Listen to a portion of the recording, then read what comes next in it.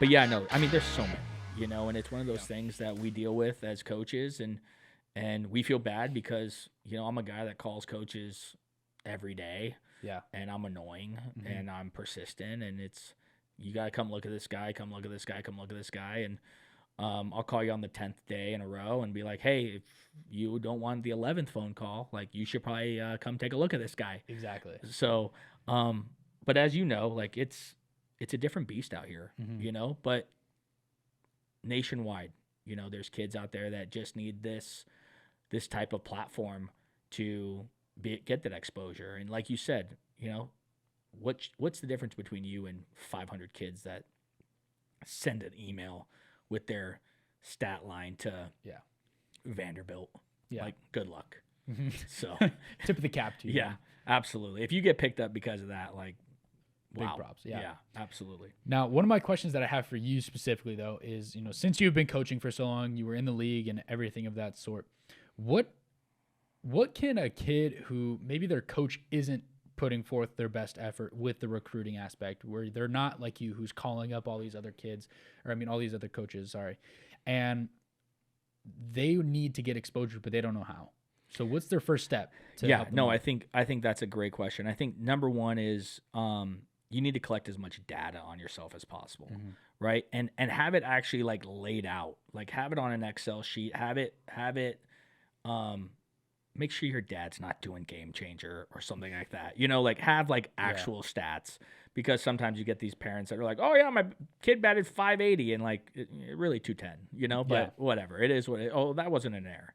But no, you collecting video, making Twitters, put a Twitter out there, posting videos. But a lot of kids, I feel, they do the Twitter, and they're not giving a coach everything they need, right? So, like, when you create a Twitter, it shouldn't be like, big baller 55, dropping bombs, like, it should be like your name, like Jacob Odell, my GPA, the school I go to, the positions I play, my height, my weight, my SAT score, because that's what's going to, when someone sees something that they like, they're going to click on that bio.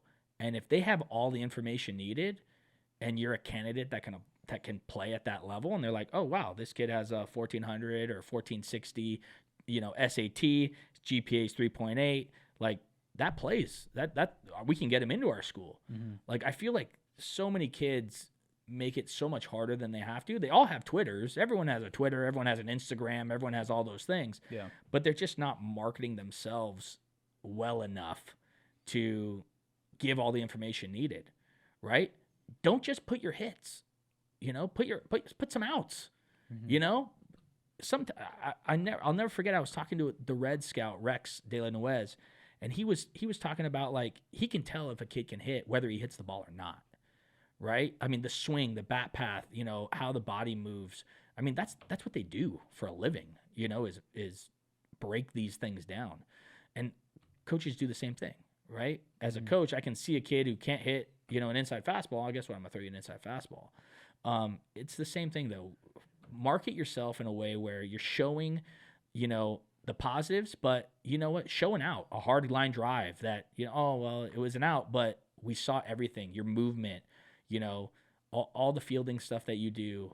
Don't just put, your 19-step crow hop from shortstop to first base so that you get I'm 82 across the diamond. Right. Like, that doesn't translate. Like, let's see how fast you can get the ball out of your glove to first base so you throw the guy out by 15 feet. Yeah. Yeah, that's a big contrary opinion that I would say, that a lot of people, or at least a misunderstanding with throughout baseball. Everybody posts the good. Nobody posts the bad or the ugly.